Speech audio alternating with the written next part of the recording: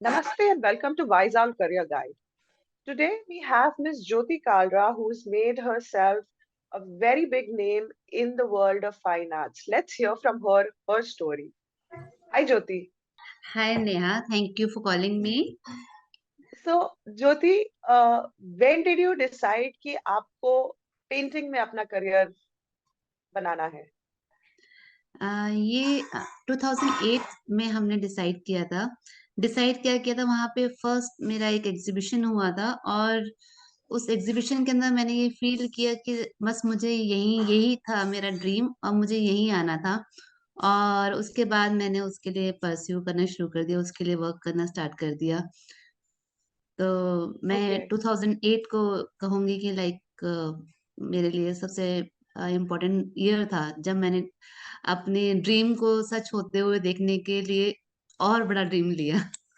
तो ज्योति आपकी कोई फॉर्मल ट्रेनिंग है इसमें हाँ या जी, मैं ये खुद से डेवलप्ड है? नहीं, ये मैंने फॉर्मल ट्रेनिंग ली है। इंटरेस्ट तो बचपन से ही था, छोटे से ही पता चल जाता है आपको क्या पसंद है। तो मेरी हॉबी थी आर्ट और मैं करती ही थी। बट मैंने सीखा है, मैंने कमर्शियल आर्ट किया पहले, फिर मैंने फाइन आर्ट्स का डिप्लोमा किया। तो इट्स अराउंड 3-4 ईयर मैंने लर्निंग में टाइम दिया है इसको सीखने के लिए। Okay. So, Jyoti, you know, 10 years back or 15 years back, लड़कियों का करियर एज सच उतना इम्पोर्टेंट नहीं होता था। उस टाइम पे सोचना कि हमें कुछ ऐसा करना है और फिर उसमें आगे बढ़ना, फैमिली का क्या रिएक्शन था, क्या सपोर्ट था? मैंने जब मेरा 12th हुआ था, 12th के बाद ही मैं चाहती थी कि मैं फाइन आर्ट्स के अंदर फॉर्मल ट्रेनिंग लूं। लेकिन मेरी mother was not supported that time कि लाइक आर्ट में क्या जाना है, कुछ करो ऐसा। लेकिन ऐसा नहीं है कि उस टाइम पे मेरी फैमिली सपोर्टिव नहीं थी। वो चाहते थे कि लाइक एज अ वुमेन मैं शुड स्टैंड हो जाऊं अच्छे तरीके से। तो लेकिन वो आर्ट को नहीं सपोर्ट कर रहे थे। अगर उस टाइम हम्म। पे अब मेरी मम्मी कहती हैं आज कि अगर मैंने पहले सपोर्ट किया होता तो शायद अभी और एक लेवल अप होता। जी। तो आपने 12th के बाद फिर क्या किया था 12th के स्टडीज बाद में? कॉलेज बीकॉम कॉमर्स जो है वो मैंने किया हुआ है। और ओके। के बाद एमबीए करने की कोशिश करी बट इतना ज्यादा इंटरेस्ट नहीं आया तो छोड़ दिया। सो जॉब की है 10 ईयर फाइनेंस के अंदर। और ओके। फिर उसके बाद ये तो 2005 में आफ्टर मैरिज मेरे हस्बैंड ने सपोर्ट किया इतना कि लाइक मैं पेंटिंग कर रही हूँ, पहले भी करती थी, देखा था उन्होंने। तो उन्होंने सपोर्ट किया तो वापस से उन्होंने ये मेरी जर्नी, आर्ट की जर्नी उन्होंने स्टार्ट कराई है। तो सारा क्रेडिट तो मैं अपने हस्बैंड को ही देती हूँ इसके लिए। तो ज्योति, जब 2008 में आपने ये शुरू किया तो आपको क्या क्या डिफिकल्टीज, क्या क्या परेशानियां और कैसे आपने इसको आगे बढ़ाया? आर्ट के अंदर जब हम लोग कर रहे थे, जब मैंने शुरू करा था तो इट वाज लाइक हॉबी। मुझे नहीं पता था कि इसमें क्या करियर है। 2008 में जब एक एग्जीबिशन हुई तो उस टाइम पे लगा हाँ इसके अंदर इतने सारे जो लोगों से मिलना हुआ तो पता चला कि हाँ ये तो बहुत बड़ा आर्ट का सेक्टर ही अलग है, इसमें तो बहुत स्कोप है, ऐसा फील हुआ। तो ओके। ये जैसे हमने एम एफ हुसैन सर का नाम सुना है और भी बहुत सीनियर आर्टिस्ट जिनके नाम सुने हैं, तो हमें लगता था कि वो लोग बहुत आसानी से पहुंच गए। लेकिन ऐसा जी। नहीं था। आर्ट फील्ड के अंदर अपनी पहचान बनाना वो बहुत मुश्किल है। पहले तो एक अच्छा आर्ट वर्क निकालने के लिए भी, पेंटिंग करने के लिए भी कम से कम 100 से 150 पेंटिंग तो निकलनी चाहिए जो हमें लगे कि हाँ ये तो हमें डिस्कार्ड ही करनी है, हमें मतलब ये हमारी पेंटिंग है ही नहीं अभी। जो अच्छा काम निकलता है वो भी 100 से 150 पेंटिंग निकलने के बाद एक अच्छा काम निकलता है। तो पहले तो इतनी पेंटिंग करने के लिए आपको काफी टाइम देना पड़ता है। जी। प्रैक्टिस जो है वो चाहिए। और फिर हम्म। उसके बाद जाके कुछ काम निकलेगा, फिर आपको पहचान मिलना जो मैंने किया। कि जैसे मैं एग्जीबिशन में किया तो मुझे लगा कि मेरी पेंटिंग तो सबसे अच्छी है। हम्म। अपना बेबी तो सबको अच्छा लगता है। तो मेरे बिल्कुल। को मुझे अपनी पेंटिंग सबसे अच्छी लग रही है, जो मेरे पास में आ रहे हैं, मेरी पेंटिंग देख रहे हैं, मेरे जानने वाले, मेरे फ्रेंड्स, सब लोग तारीफ़ कर रहे हैं कि आज ज्योति तुम कहाँ पहुँच गई, क्या बात है। तो इतना एप्रिसिएशन था कि लाइक ओवर कॉन्फिडेंस आ गया कि like it is very easy, मगर ईज़ी नहीं है। इसके अंदर जो मैंने आपको जैसे कहा कि प्रैक्टिस करना बहुत ज़रूरी है, बहुत रेगुलर वर्क करते रहना, डेली प्रैक्टिस चाहिए होती है। फिर उसके बाद आपको एग्ज़िबिशन करना ज़रूरी होता है, जिससे कि आपको लोग देख पाएँ, आपको जान पाएँ। सोशल मीडिया तो अब है, उस टाइम पे तो सोशल जी। मीडिया भी नहीं था। तो आपको बिल्कुल। कैसे आप अपने आप को कैसे मार्केट करोगे? आर्टिस्ट को अ, अपने काम को दिखाना तो ज़रूरी है, बिना देखे तो कोई नहीं लेगा और हाँ। नाम है तभी आपका वर्क जो है वो अच्छे प्राइस पे सेल होगा। लोग आपके वर्क को तभी लेंगे जब उनको लगेगा कि ये like it is like investment. अगर आप इन्वेस्टमेंट के पर्पज़ से सोचते हो। तो ज़्यादातर जो पेंटिंग ली जाती है उसके अंदर बैक ऑफ द माइंड ये तो होता है कि लाइक ये मेरे घर के डेकोर के हिसाब से है, कि वहाँ पे ही जा रहा है। लेकिन दूसरा पर्पज़ जी। ये होता है कि like it is in like investment. Artist का नाम जो है वो आज अगर ये बडिंग आर्टिस्ट भी है तो कल को ये सीनियर आर्टिस्ट होंगे तो इनका प्राइस बढ़ेगा, तो प्राइस एप्रिशिएट होगा। इस पर्पज़ से लोग पेंटिंग खरीदते हैं। तो वहाँ पे वो कॉन्फिडेंस वो उस तरह वहाँ लेवल पे पहुँचने के लिए बहुत काम करना पड़ता है। लाइक मार्केटिंग भी आप ही आर्टिस्ट को ही करनी है और जी। पेंटिंग भी आर्टिस्ट को बनानी है। जी। आप जैसे जानते हैं सिंगर्स एंड उनके लिए वर्क स्ट्रगल होता है। हाँ। से लाइक हर आर्ट फील्ड में हर आर्टिस्ट के लिए चाहे कथक डांसर हो या सब है, उनको अपने आप को आगे दिखाना कितना डिफिकल्ट होता है वो आर्टिस्ट के लिए भी होता है। बिल्कुल।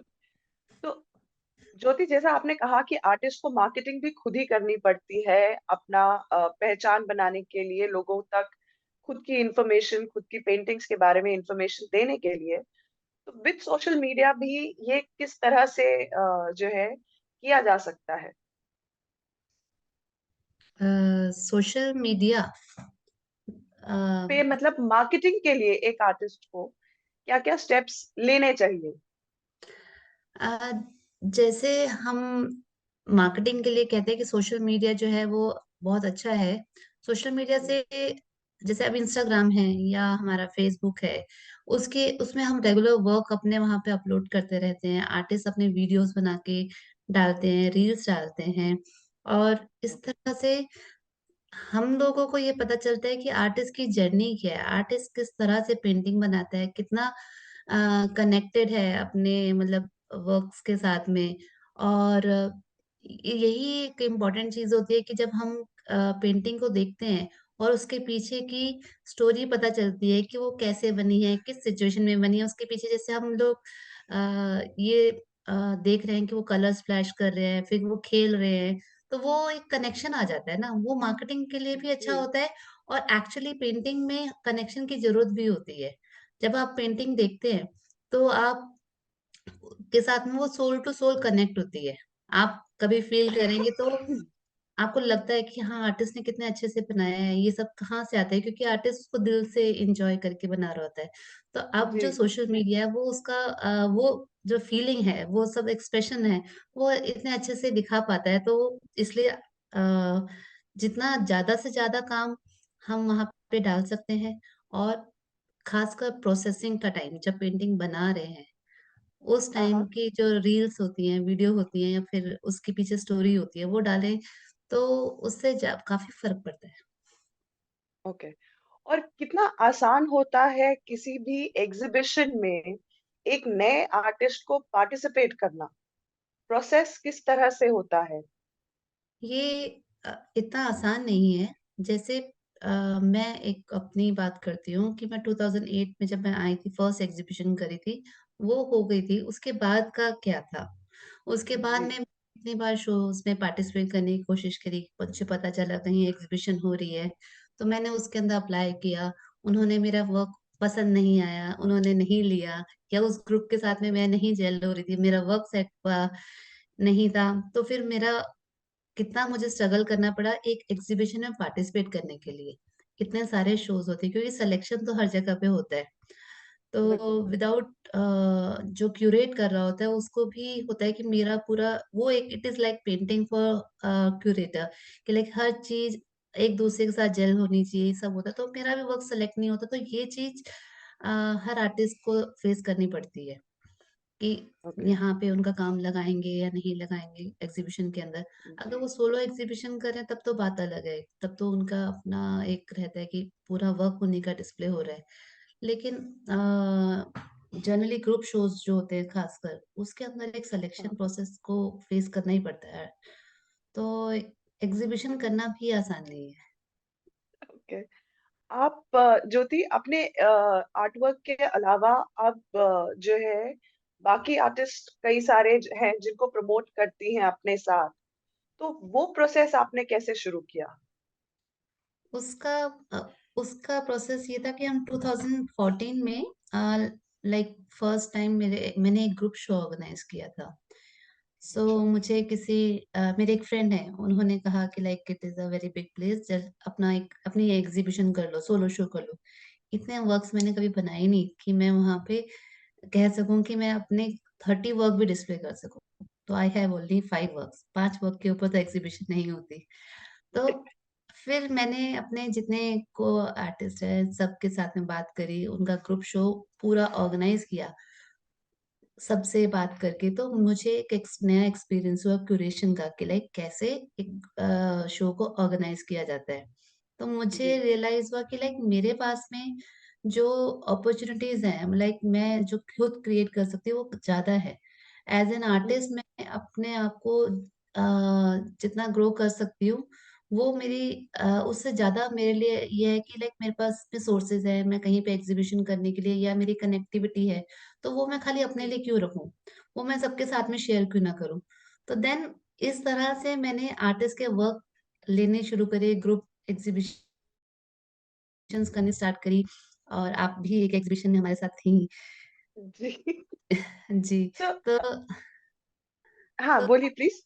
तो इस तरह से हम ये जो उचान है वो उस तरह जी। से स्टार्ट हुआ, एक ग्रुप हमने शुरू करा था उचान। हम्म। तो वहां से ये ओके। जर्नी स्टार्ट हुई। देन अब तो खुद की आर्ट गैलरी है, काफी टाइम से है, तो उसमें हम अपने अलग काफी आर्टिस्ट को के वर्क डिस्प्ले करते हैं। ओके। तो ज्योति, ये पूरा अरेंज करने में आपने जितनी जो है आसानी से ये बताया, उतना आसान तो रहा नहीं होगा। तो वो कितना एफर्ट, कितना इन्वेस्टमेंट और टाइम इस पूरे प्रोसेस में आपको लगा? इसमें बहुत टाइम लगता है, क्यूरेशन शो ऑर्गेनाइज करना आसान तो नहीं है, क्योंकि जब हम सोचते हैं कि जो हमें दिख रहा है उसके पीछे बहुत कुछ होता है, लाइक आर्ट वर्क डिसाइड करना, मार्केटिंग के बारे में सोचना, फिर उसके बाद में अब गेस्ट को इनवाइट करना, राइट ऑडियंस को इनवाइट करना, कि लाइक हम चाहते हैं कि बायर्स आए वो देखें, तो उनको बुलाना, ये सब चीजों में और साथ में न्यूज़पेपर वगैरह में भी आना चाहिए।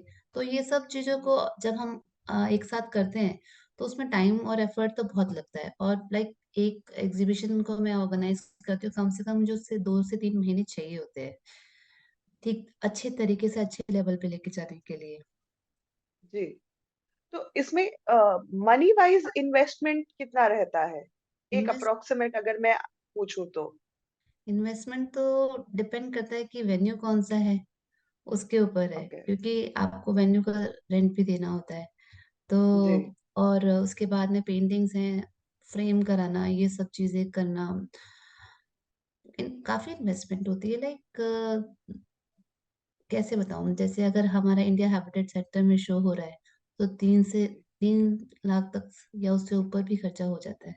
अब हम लोग जी। दुबई जा रहे हैं, दुबई में शो कर रहे हैं, तो वहां पे 10 लाख तक का एक्सपेंसेस हो जाते हैं।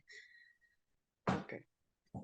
तो ज्योति, अगर मैं आपसे पूछूं कि जो अभी बडिंग आर्टिस्ट हैं, जो कोर्सेस कर रहे हैं, या जिन लोगों ने अभी तक इसको अपना सिर्फ एक पैशन करके छोड़ दिया है, फॉर्मल एज अ करियर नहीं चूज कर पाए हैं, उनके लिए आप क्या सजेशन देंगे कि वो कैसे आगे बढ़े हैं इसमें? आर्ट के अंदर स्ट्रगल बहुत है, आपको जैसे पहले बताया था कि सब लोग ये कहते हैं कि career as a career choose कर सकते हैं हम लोग, लेकिन इसके अंदर ये it is not like bread and butter कि आपका इससे घर नहीं अभी शुरुआत में चल सकता। उसके लिए आपको 15 से 20 साल देने पड़ते हैं कि आप एक पहचान बना पाओ, और आपके काम की क्वालिटी भी तभी अच्छी होती है। देन उसके बाद आपको आपके वर्क जो है वो रेगुलर सेल होते हैं, इनकम होती है। तो कभी ओके। भी रुक भी जाती है आर्ट, बहुत मुश्किल है इसको सेल करना, क्योंकि इट इज नॉट रिक्वायरमेंट, ये लग्जरी है। ये जी। लास्ट किसी के भी घर में किसी को भी अपने यहाँ लगाने, तो वो लास्ट ऑप्शन होता है कि मुझे पेंटिंग लगानी है। हम्म। और पेंटिंग हमेशा एक्सपेंसिव नहीं होती है, लेकिन बडिंग आर्टिस्ट के वर्क जो हैं वो हमारे को रीजनेबल मिल जाते हैं। तो आज की हम्म। डेट में लोग चाहते हैं कि अच्छा काम हमें बडिंग आर्टिस्ट का भी मिल जाए तो चलेगा, अच्छा है, हम्म। क्योंकि उनका काम में नयापन होता है, क्वालिटी हो सकती है मतलब, और साथ में अच्छा काम होता है तो सेल भी हो जाता है और प्राइस भी कम होता है। एक्चुअली सच तो ये है कि हम लोग कहते हैं कि वेडिंग आर्टिस्ट के लिए आप स्कोप क्या है, यहाँ हम्म। पे बहुत सारे आर्टिस्ट आ गए कि जो पेंटिंग बनाते हैं और उसको एज अ करियर परस्यू करना चाहते हैं, मगर हर एक का काम नहीं बिकता है यहाँ। बहुत सारे आर्टिस्ट हम्म। को स्ट्रगल ही करना पड़ता है, इसलिए वो बीच में उसको छोड़ देते हैं। या तो जी। आ, इसके लिए ये हो सकता है कि इसके साइड बाय साइड आप आर्ट की क्लासेस लो, आप सिखाओ, आप आर्ट टीचर बन जाओ, जो स्कूल ओके। के अंदर जो है आप पढ़ाते हैं, इंस्टीट्यूट्स के अंदर हम्म। आप सिखा सकते हैं, या अपने खुद की आर्ट क्लासेस आप शुरू कर सकते हैं, वर्कशॉप्स वगैरह ले सकते हैं। तो ये हम्म। तो एक है रेगुलर इनकम के लिए।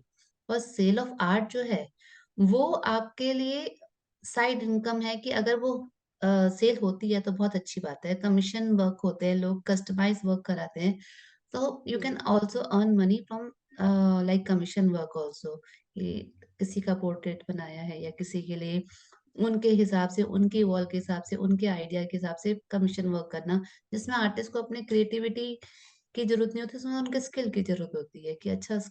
काम कर सकते हैं, तो वो कमीशन वर्क भी कर सकते हैं। तो ये हम्म। एक तरीका होता है आर्ट के अंदर अपने आप को आगे ले जाने का, जो एक सेगमेंट है कि सिखा दो या बना लो। दूसरा है कि हम्म। आप अभी मूवीज देख रहे हैं, उसके अंदर भी पीछे बहुत सारे जैसे अभी बाहुबली आई थी, जी। तो बाहुबली के कॉस्ट्यूम डिजाइन करना था, या उसके जो वहां पे वो थे, क्या कहते हैं, सेट्स थे पूरे। सेट थे पूरे, वो भी तो आर्टिस्ट ने ही डिजाइन करे थे, वो भी तो जी। आर्टिस्ट का ही दिया हुआ काम है। या फिर आप ये कहेंगे उनका भाला है, जैसे जो हथियार जैसे हम कहते हैं, हाँ। तो वो भी तो आर्टिस्ट ने ही पहले पेंट ड्राइंग करी होगी उसकी, देन उसको हाँ। उसका वो सेट पे बनाया होगा, वो भी तो आर्ट हम्म। ही है। जो पीछे सेट बिल्कुल। डिजाइन करना, तो मूवीज के अंदर भी सेट डिजाइन होता है। कहीं मूवी आप वो देखते हैं जैसे शादी होती है, पार्टीज होती हैं, उसके भी तो सेट डिजाइन होते हैं, तो ये लोग भी तो बिल्कुल। करने वाले आर्टिस्ट ही होते हैं। तो जी। अभी वॉल आर्ट हो रहे हैं, आप देखेंगे कि मेट्रो स्टेशंस के ऊपर, पिलर्स के ऊपर, ये इतना सारा काम है जो गवर्नमेंट हमारी जो है वो भी, और प्राइवेट सेक्टर में भी आर्ट के अंदर बढ़ाया जाता है कि लाइक इस तरह के प्रोजेक्ट किए जाए, जो कि हम्म। ब्यूटिफाई करते हैं, ब्यूटिफिकेशन ऑफ सिटी। तो राइट। ये भी आर्टिस्ट के लिए इसमें स्कोप है काम करने के लिए। तो ये बडिंग हम्म। आर्टिस्ट जो है वो करते हैं। सीनियर आर्टिस्ट अगर ओके। उनको, अगर वो ड्राइंग मतलब पूरा डिजाइन करेंगे, तो सपोर्ट करने के लिए तो हमारे लिए हमारे ये बडिंग आर्टिस्ट ही होते हैं ना, जो काम करते हैं ओके। और सपोर्ट करते हैं। तो स्कोप तो इसमें दूसरे तरीके से देखा जाए तो ये भी एक सेगमेंट है। अगर art of sale of art छोड़ दिया जाए कि पेंटिंग जो बनाई है वो बिके या ना बिके, उसको ना देखें, तो ऐसे अलग अलग बहुत सारे एरियाज है जहाँ पे आर्टिस्ट जो है अपने आप को वहां से अर्न कर सकते हैं, अपना करियर बना सकते हैं। ओके। सो आप कह रहे हैं कि अगर आर्ट को अपना करियर बनाना है तो पहली चीज स्ट्रगल के लिए रेडी रहे, जी। और एक सेकंड सोर्स ऑफ इनकम अपने पास हमेशा रखें, जी। क्योंकि वो कब शुरू होगा, कितने टाइम में शुरू होगा, वो कोई गारंटी के साथ नहीं बोल सकता, as compare to a corporate job जहाँ पे पता होता है कि महीने के अंत में सैलरी मिलेगी ही मिलेगी। जी, बिल्कुल सही है। और ज्योति, अगर मैं आपसे पूछूं एक टिप जो आप बडिंग आर्टिस्ट को देना चाहेंगी जिससे they can get successful in this career, तो वो क्या होगा? एक चीज जो उन्हें हमेशा याद रखनी चाहिए आगे बढ़ते रहने के लिए। सबसे ज़रूरी है बडिंग आर्टिस्ट के लिए कि उनका पेंटिंग जो है वो अच्छी होनी चाहिए, तो उसका बेसिक स्ट्रॉन्ग होना चाहिए। स्केचिंग जो होती है, वो बेस जी। होता है हर पेंटिंग का। और हमें कई बार लगता है कि पेंटिंग कलर डाल दिया तो पेंटिंग तैयार हो गई, लेकिन हम्म। बेस अगर स्ट्रॉन्ग नहीं है तो उसमें नज़र आता है। तो डेली प्रैक्टिस ऑफ मतलब स्केचिंग तो करनी ही चाहिए। ये सबके लिए है, ये बेसिक रूल है कि ओके। आपका बेस स्ट्रॉन्ग होना चाहिए। नींव अच्छी होगी तो काम भी अच्छा ही होगा। Okay. Thank you so much Jyoti, हमारे साथ जुड़ने के लिए, अपना एक्सपीरियंस शेयर करने के लिए। और thank you. Thank you. So that was Miss Jyoti Kalra sharing with us her journey, how she also, when she wanted to, pursue fine arts as a career, wasn't supported, and it took her a long time before she actually started doing the work that she really enjoyed, becoming a painter, becoming a curator who now not only does painting herself but helps other budding and upcoming artists display their work. The field of fine arts, no matter how much advancements that are happening in terms of career opportunities, is still full of struggle. And if you're thinking of pursuing or you're doing a course in any of the fields of fine arts, please remember that you have to have a second source of income while you're trying to pursue your passion and make a name for yourself in this field. Always have a backup plan that you work with and continue doing this work. The opportunities, the avenues are increasing. The ways you can promote yourself are also increasing and are far more than what they were 10 years back, but the struggle is still there. I hope you enjoyed this session and got a lot to learn from this. If you have any questions from Ms. Jyoti Kalra, you can write to us in comments below and we'll get back to you. Don't forget to like, share, and subscribe the channel. Thank you.